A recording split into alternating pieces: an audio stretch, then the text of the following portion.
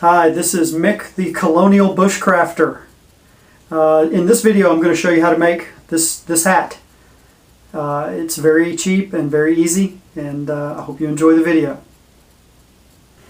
I've been trying to work on some 18th century projects as part of my developing some of the old-timey skills, and this is going to be a Revolutionary era tricorn hat. It happens right now that this kind of a floppy hat is popular among the ladies, and I don't know for how long it'll be popular, but right now you can get these anywhere. And if you wait a little bit, I bet you can get these on the clearance rack or in the thrift shops really cheap. I've heard people get these kinds of hats, these felt floppy hats, for $2 or $3, $4 or $5, $6, $7, any of those kind of things. So what I'm going to do is I'm going to turn this into a tricorn hat that's going to look something like this when we're done.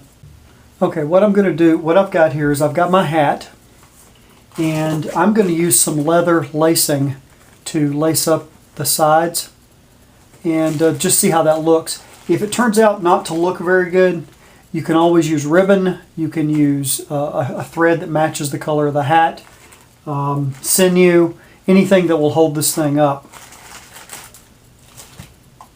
I've got some clamps here. I don't really need these, I don't think, but I've got them on hand just in case, so I can clamp the sides up. And I've got a punch and a board that I'm going to try to use to punch a pilot hole into the hat. Alright, so what I'm going to do first is find the back. This hat is just a retail store hat. I cut the tag out of it, and I'm going to find the back of it and pin it up first, get it sorted out first, and then the sides will go from there. Right on the back seam, and I'm going to put 4 holes where I have this back raised up. I'm going to put 2 and 2, and there's going to be 2 vertical laces that go through here.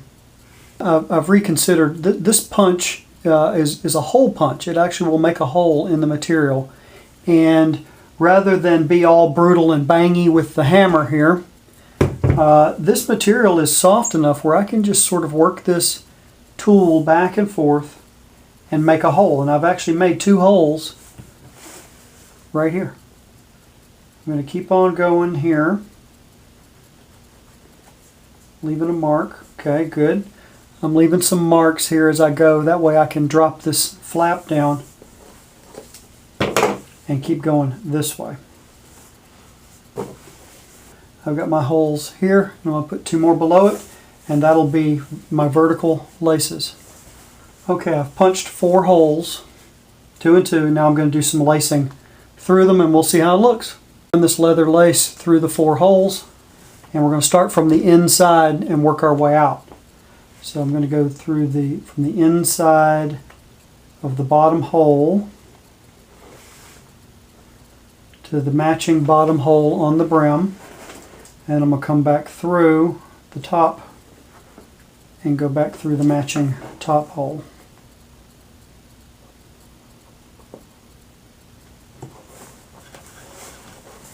Okay, so there's one of the laces, and I'm going to keep going from the inside just like I did previously. Went from the bottom on the inside to the bottom of the brim.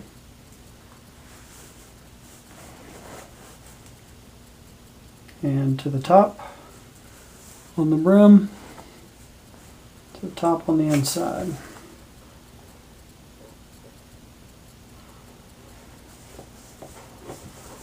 Okay. Now, it's up to you. You could make a crisscross here if you wanted to instead of the verticals.